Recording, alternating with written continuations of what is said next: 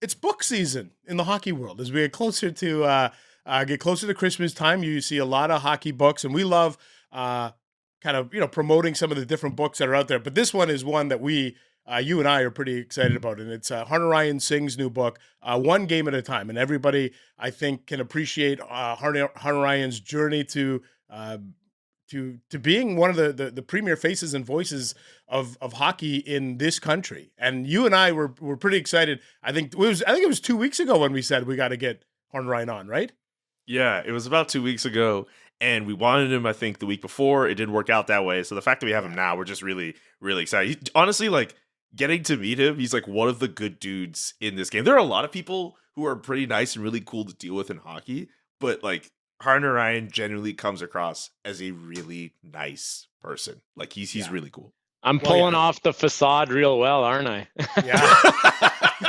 We love it. Hey, man, thanks, Harnarayan Singh. Thanks for joining us on the Monday edition of the Athletic Hockey Show. We're looking forward to a fun conversation with you. And Julian and I are huge fans of you and what you're doing in the booth for Hockey Night. So this is a big thrill for us to have you on the podcast. Well, I really appreciate the kind words. And I'll start off by saying, Ian, you've been so supportive just from day one. Like I can remember at early on stages of my career with Hockey Night Punjabi, and you were always, supporting on social, and you could just feel it, right? And I appreciate that. And then Julian, it's great to have you in the Calgary market. It was great to meet you, and like I was saying earlier, it feels like I've known you my entire life. You have that positive vibe as well, and it's great. So yeah, this is awesome, and it's cool to have all three of us on a hockey podcast. I'd say that's pretty spectacular as well. This is true, man. Hockey's supposed to be for everyone, and these are actual moments when it's actually speaking to its word. I guess just to start, like, what made you want to write this book? How did this all come together? Yeah, that's an interesting question because I think I have to take it back to, and you guys, this might resonate with you. When you've been told so many times along the journey, I know for me growing up, I was told so many times that me becoming an NHL commentator, a broadcaster, a Hockey Night in Canada, it would all be impossible. And when you hear that cautionary tale from all sorts of different people and all sorts of facets of stages of life, it plants this seed of doubt in your mind. And sometimes when an opportunity even falls into your lap or an opportunity comes your way, when you have that seed of doubt in your mind, it makes you wonder, why is this opportunity coming to me, and is this going to be successful? Like, is it something that I should even jump at? And when the opportunity to write a book was offered to me from the publishers McClellan and Stewart, my initial reaction was like, oh my goodness, it was this worry, like, if I agree to this, are there going to be enough people who buy the book? Like, because you're walking into it as a minority, you're walking into it as someone who I love hockey, I love Canada, but I've had to justify my Canadianness so many times, even to this day. I've had to come into the hockey world as an outsider and prove myself to the hockey world. So all of a sudden this opportunity comes, and sorry to get into the heavy stuff right away, but the publishers, present this opportunity to write a book, and it's like, you want me to write a book about me? Like, are you sure people are going to buy this? Like, are you sure you know what you're talking about? And then, so I actually kind of declined at first, but then when we started chatting more, we were on the same wavelength, and that wavelength is to inspire.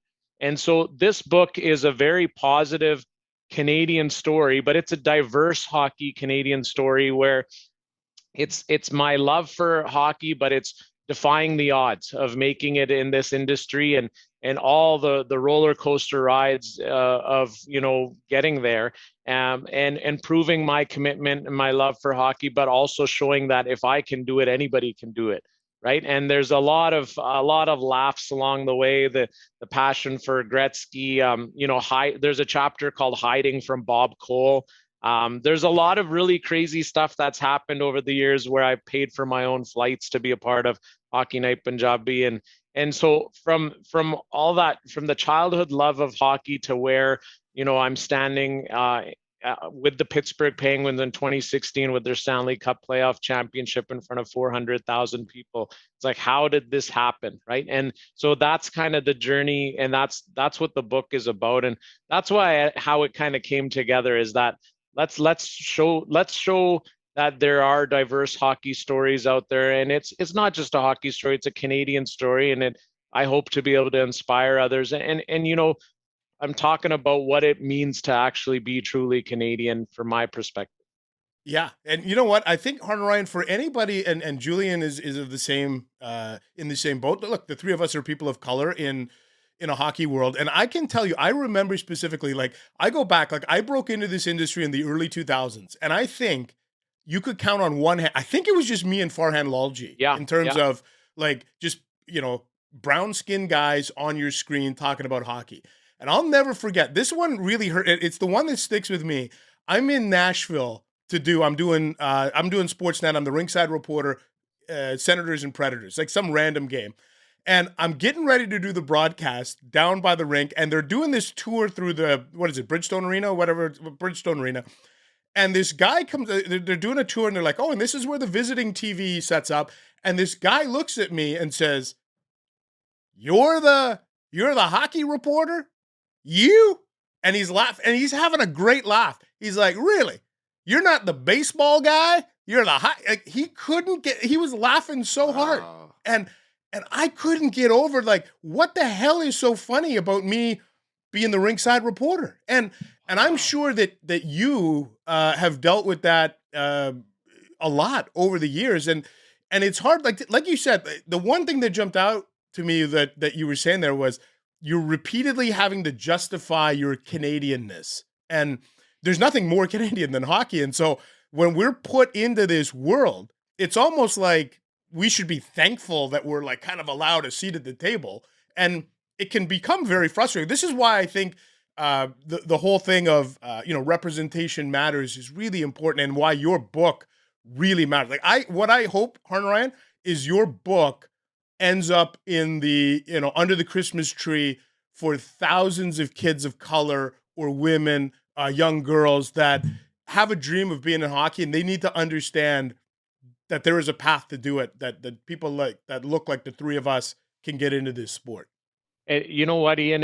You hit the nail on the head, because if people like ourselves, like when I was a kid, and every kid's asked, what do you want to be when you grow up, right? And I'm saying I want to be a hockey commentator. And initially it's met with, oh, that's cute, or it's like, it's an innocent little kid. And then you start to see the reality of the world, and you start to experience racism, you start to experience bullying in school, you start to get messages from people who are professionals in their own lives, and they're saying that you should pick something realistic because the chances of this happening are slim to none. It was such a barrier, right? And you reference yourself and Farhan.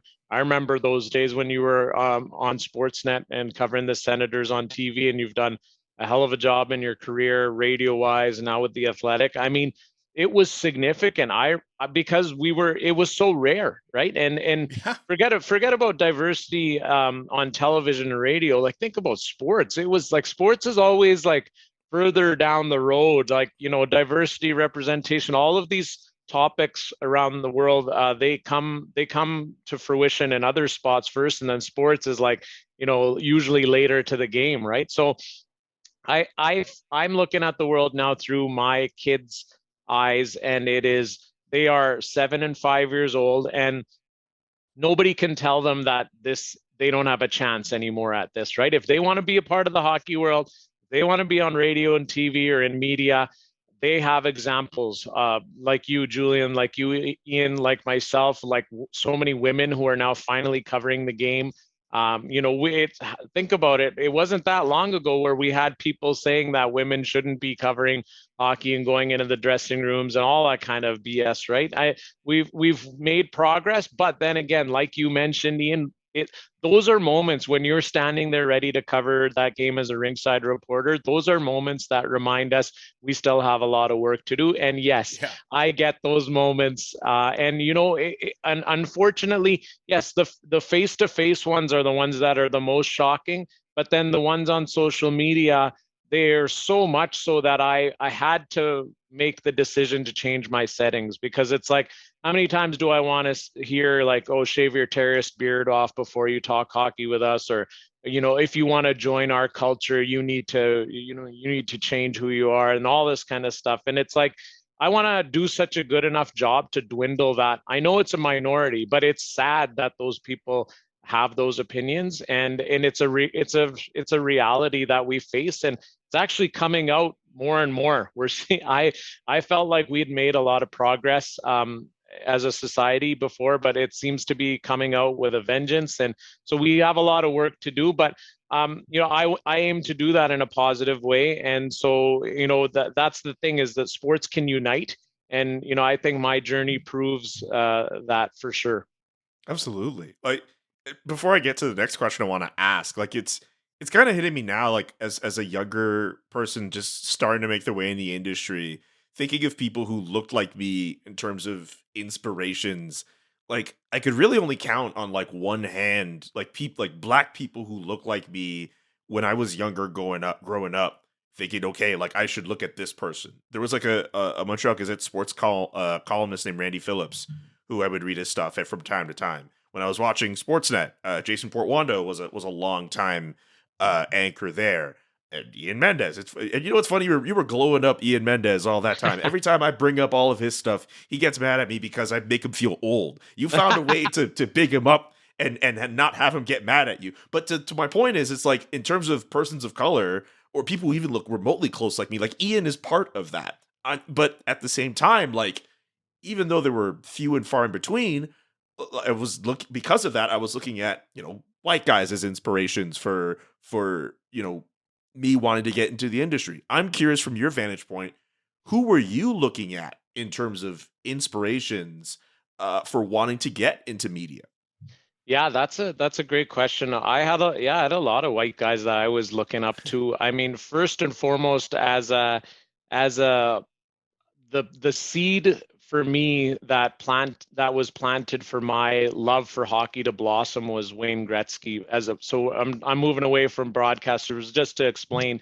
I grew up in Alberta during the heyday of the Edmonton Oilers, and Calgary Flames were a pretty damn good team in those days too. They should have ended up winning a lot more Stanley Cups had it not been for Gretzky and the Oilers. But I mean, I found that Wayne Gretzky, the way he carried himself, his humility as a player, the respect he gave for Gordie Howe every time he broke one of his records, the shout outs that Gretzky continuously gave to his mom and dad whenever he accomplished something.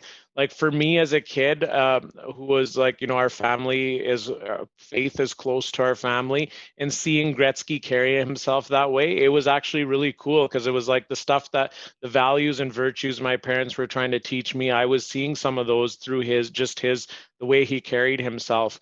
And that was really cool to see, along with him being like, the best player ever to put on a pair of skates.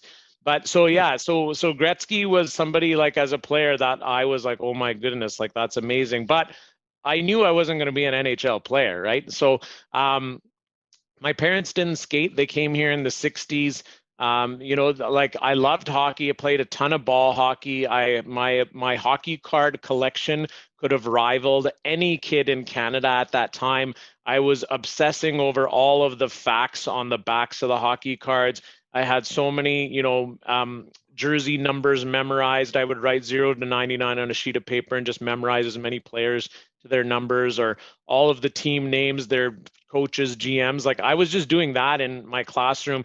And it was hockey that was the icebreaker between so many classmates and I, because I was showing up in a small town of Brooks, Alberta, just 10,000 people, as the only person from my community. And there I am with a turban. We spoke Punjabi at home. We ate our East Indian food at home. We listened to our Punjabi music and Sikh music, and like there were so many differences, right? So you show up and I have a name that's 10 letters long and 4 vowels, and I knew I was an outsider. But when I reflect back on it, if it wasn't for hockey, I would have had a very drastically different experience in that small town, because hockey, people who were kind of like, okay, who is this guy? What's he about?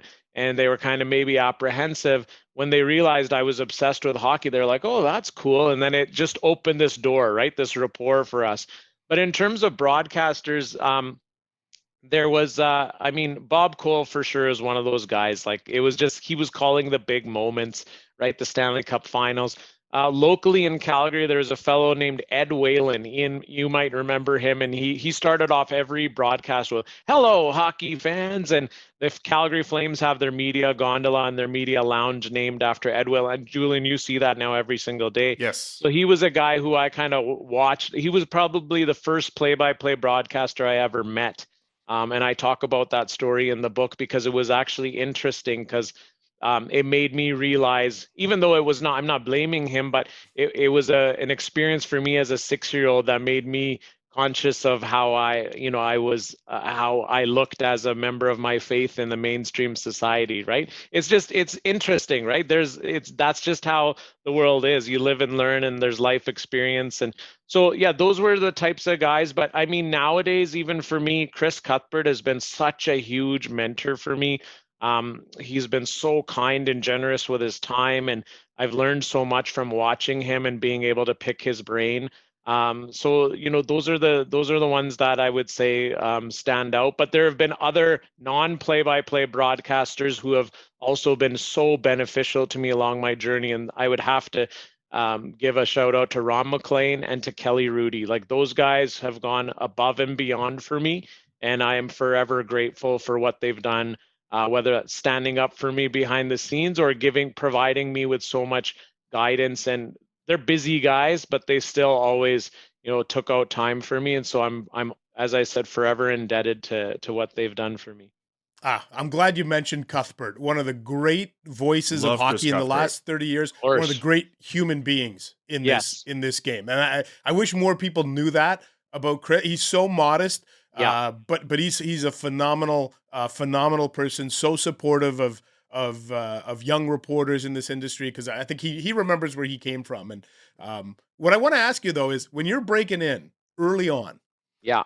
are you one of those guys that would turn the volume down on games and do your own play-by-play to kind of get the rhythm and the cadence and that type of thing? Or were you more the type that, I want to listen to what the Hewsons and the Coles and the Cuthberts are saying, so I can learn from them? Like, what was your way to kind of hone your craft without maybe thousands of people listening and watching to every word that you're saying?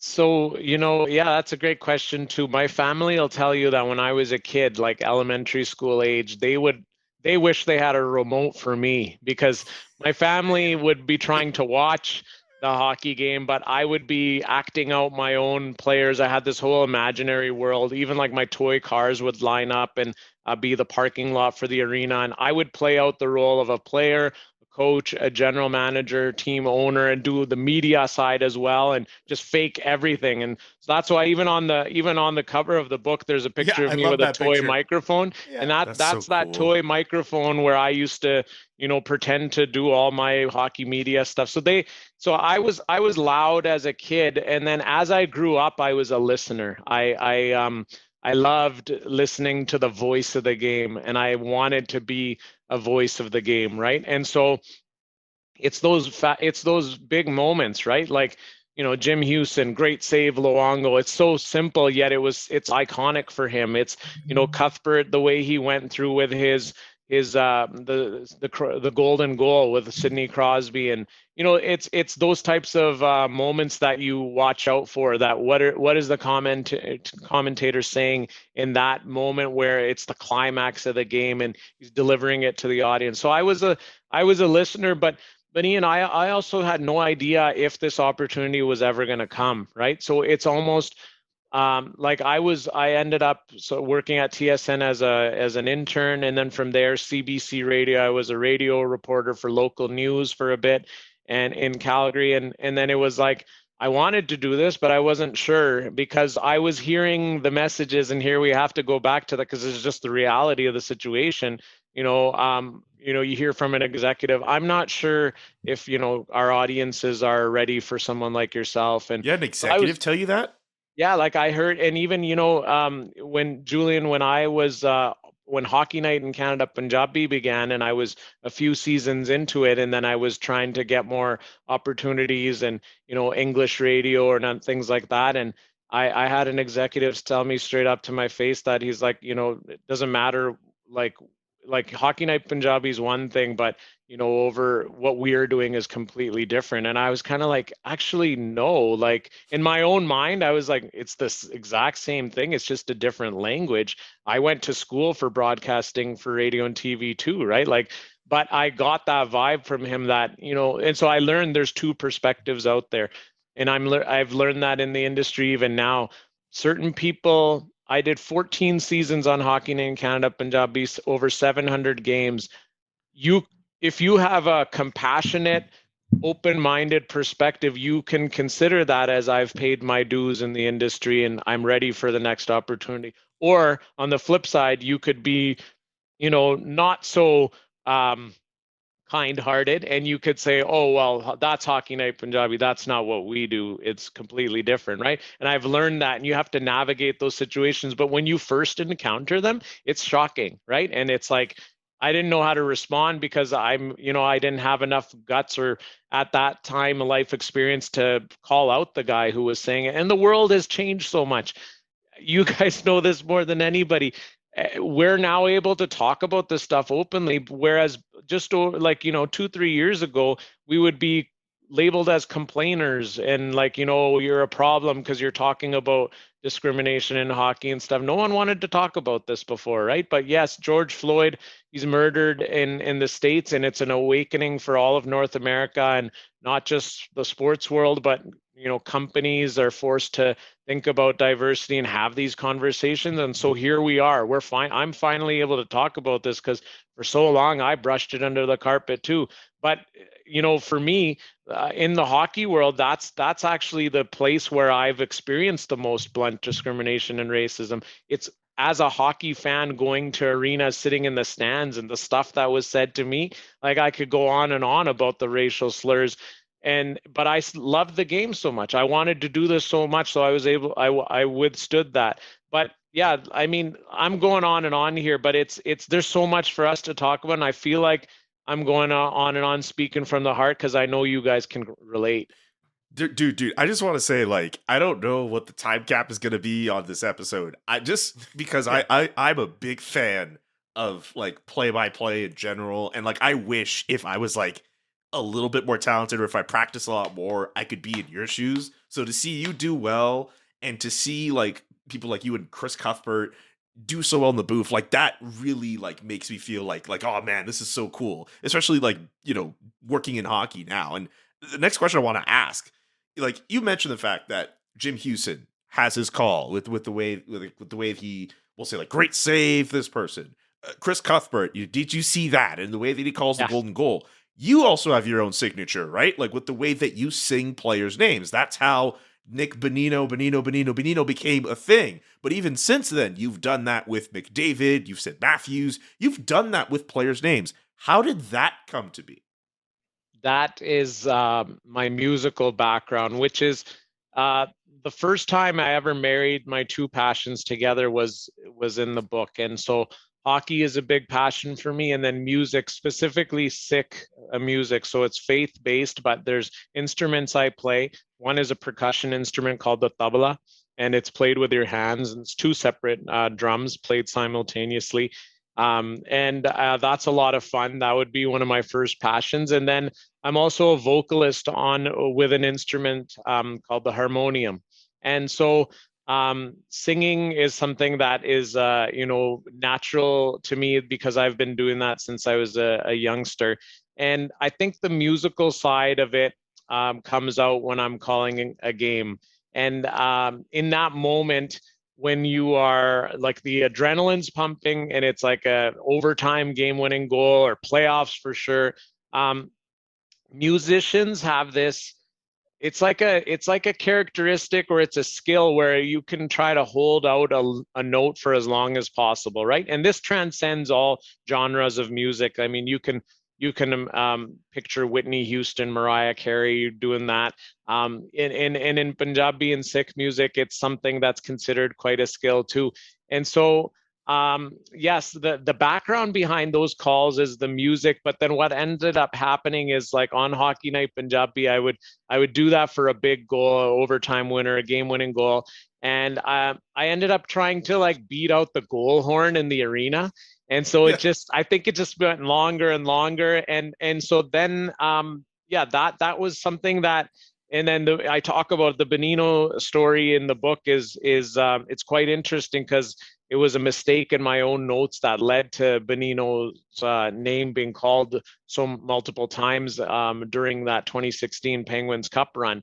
And so that's where that goal call style comes from. It's been a bit of a, it's taken me maybe one or two seasons on the English side for some fans to get up to speed, I guess we can say, because people who are familiar with my work from Hockey Night Punjabi get it that I do this thing. For on the English side, sometimes it's like, oh, why is he favoring a team? Well, no, if the game's tied at 3 and it's 2 minutes left in the third period, it doesn't matter who scores, like that's coming, right? Like, and overtime especially. And so yeah, that's something I've kept going. I've tried to keep some other things going, like on Hockey Night Punjabi, we called the penalty box Saja da Dabba, and that translates back into box of punishment. So I once a game I'll throw that in there because it's like, why keep saying penalty box each time, right? You're referring to that so many times, and yeah, there's been some fun moments even with like being able to bring some cultural aspects to the broadcast where it's in our culture, when you have a wedding, a birth of a child, some really big happy news you want to share, you make homemade sweets and you go to your friends' houses and ring the doorbell and hand them a box of homemade sweets and then tell them the news, right? And my very first NHL English play-by-play game was Vancouver Canucks Edmonton Oilers. There's a player, Niels Höglander, for the Canucks, and he was in his very first NHL game and he scored his very first NHL goal. And out came from me, it's time to hand out the sweets, right? It's Niels Höglander's first NHL goal in his first NHL game. And I didn't, like, that just came out naturally because I was in that moment. I had actually handed out sweets because it was my first game too. So it was like top of mind to my colleagues and producers. And so when that came out, I was really amazed, and it was heartwarming to see the response of South Asian audience across Canada who were like, wow, like, that was so cool. And then there was some really kind-hearted Canadians from the majority who said, oh, okay, that was really cool. Can you explain that? And it was cool to have that conversation, right? Because there's so many idioms that are used actually that go over my turban that I don't understand because I didn't grow up with that culture. You get it? Over my head. Yes, I am. I know. I didn't want to laugh at that. Yeah, but it's okay. It's good to laugh. Like, I mean, I meant it as a joke. But yeah, so it was like, it's okay I was like, that was a little bit of a verification for me that, you know what, it's okay for me to keep using, some of my culture on the English side as well. Well, okay, I got to ask this question because you've got a signature call, you sing out the names. Have you ever, on a dare or otherwise, rolled into like a Tim Hortons or a McDonald's drive-through and like kind of use your broadcasting voice in an order? That's a great idea, Ian. I should do that for sure. But the best time that I was able to do that as a surprise was when the Pittsburgh Penguins won the Stanley Cup in 2016, and the team invited me and my colleagues from Hockey Night Punjabi. Some of them came out as well, and we fly to Pittsburgh. And the Penguins PR, they said, okay, we got to the arena, and they go, the players love you guys, but they have no idea you're here, and they're getting ready in the dressing room. They're getting dressed to take their Stanley Cup team picture. And they said, what our idea is, that you guys just walk into the room and you do the Benino call right there. Oh my God. And there is cell phone video footage of this, and it is just absolutely one of these moments that you cannot script or dream of. It is just like, it's unbelievable the way it happens. So I wasn't aware of this. I'm wearing like this this like Swiss Army like over the shoulder bag thing, and I've got a Starbucks coffee in my hand, and so it was just like, we're ready to go. And so all of a sudden we just march into the room, and it was like quiet because they were all like tying their laces up, and we walk in and I do the Benino call, and just they erupt, and like, you know, they're all just like loving it. They're all like clap. Everybody's coming up to shake our hands, and it was so amazing to surprise them that way, because at the center of their dressing room is the Stanley Cup, the Conn Smythe trophy as well, and then the conference trophy, and those are all three of those are there in the center. And you know, when you first walk into the Penguins dressing room, it's Sidney Crosby front and center at the main stall, right? So it's like in front of his stall is like this altar of the, you know, the hockey's greatest trophies for the playoffs, and it was so cool to see that. And then you know, Benino came up, and it was this lifelong you know, connection I have with Nick Benino, and so that would be the you know, the drive-through is a great idea, but that what you asked reminded me of that moment of us walking into the Penguins dressing room and surprising the players. That's so cool. I love asking you know, your favorite player, your favorite commentator. I would love to know your Mount Rushmore of play-by-play commentators. You do not have to limit it to hockey commentators. You can put any play-by-play guys you want. Just give me 4 names. Okay. That's awesome. So yeah, I'd throw Bob Cole has got to be up there. You know, Chris Cuthbert has got to be up there for me personally. So if you want me to give you 2 more, I'll have to go to the States, and I'll say Doc Emmerich, because I think he's had such a lasting you know, legacy for the industry down south. And you know, another guy that I really liked, and it's probably because of the video games as well, and then but for a long time when I was growing up, ESPN had the rights to the NHL and that theme music, and then the video games. Gary Thorne was really good.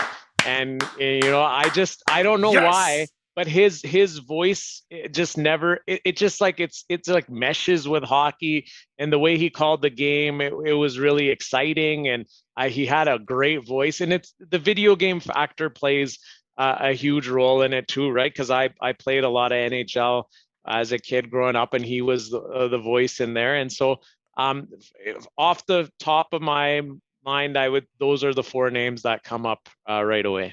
That smart move by you. You went with 2 Canadian, 2 American hockey broadcasters. Politically correct, eh? So good. Yeah. All right. Hey, before we let you go, and we kept you way longer than we said we would at the outset. This probably is my fault, anyways. No, not even. Probably honestly, my fault, because we had so many questions. Yeah, we've enjoyed this. Okay, before I let you go, one more question, kind of similar to, you know, like Julian, kind of an off the beaten path question. Now, was your favorite team as a kid growing up? Was it the Oilers? Were your favorite team as a kid? I am not allowed to say. You know, like I'm a very don't get him in trouble, professional broadcaster. I was a Habs fan as a kid. I'm talking about as a kid. Yeah, you know what? The Gretzky factor was huge, but when he switched over from the Oilers, we as a family, my sister Gurdeep and I, we switched to the Kings, we switched to the Blues, we switched to the Rangers. So we were pretty obsessed. For 6 weeks? You were a Blues fan for like 6 weeks? Yes, and it was so exciting because it was like Brett Hull, and oh my goodness, we used to watch Gretzky and Hull together on the All-Star games, right? And Shane Corson and Grant Fuhr, and they were all together there, and it was like this dream team, right? And then Yzerman had to ruin it all with that slapper in OT top shelf, and it gives me nightmares to this day. Right over John Bob Casey. Cole and Gary Thorne had great calls of that moment, by the way, of that Yzerman OT winner. Okay, yes, on John Casey, because Fuhr got hurt because of our pal, wasn't it Kipper? Kipper takes him out with the accidentally on purpose. Okay, so here's my question. Okay, I'll take out the team. So it doesn't have to be the Oilers or whoever. Yeah. I'm going to give you a chance. You're going to get a phone call. You get to get parachuted into one moment in hockey. Does Harnarayan Singh take the assignment to do Game 7 of his Stanley Cup final, or does he take the assignment to do Team Canada in a gold medal game at the Olympics? Oh my goodness. What are you taking? What are you taking? Wow. That is, you know why that's so tough? Because I'm such a proud Canadian, and I feel like the Olympics, it transcends even like people who aren't even hockey fans are watching that moment. For Cuthbert's call of the golden goal, I think the stats were like over 80% of Canada was watching, right? Like, so that's pretty magical. But then the Stanley Cup is the Stanley Cup. Oh my goodness, that's probably, Ian, this is probably like one of the most difficult questions you've asked. Okay, I'll have to throw in a condition here. If the Olympics are on Canadian soil and it's Team Canada in the gold medal game, if the Olympics are on Canadian soil, then I take that. If the Olympics are not on Canadian soil, then I for sure will be taking the Stanley Cup final Game 7 overtime for sure. There we go. So I kind of threw a curveball back at you, but oh man. No straight answers in this whole entire interview. Nah, dude, we're really happy that you were able to be on with us for the Athletic Hockey Show, man. This is one of my most favorite things we've ever done. I was really excited about this. Yeah, this was awesome. And now it's time for shameless self-promotion time with your book. And I also want, later today, Julian has promised you're doing a book signing later on Monday. We're recording this on Monday morning. You're doing a book signing in Calgary. We want to give you a chance to promote that.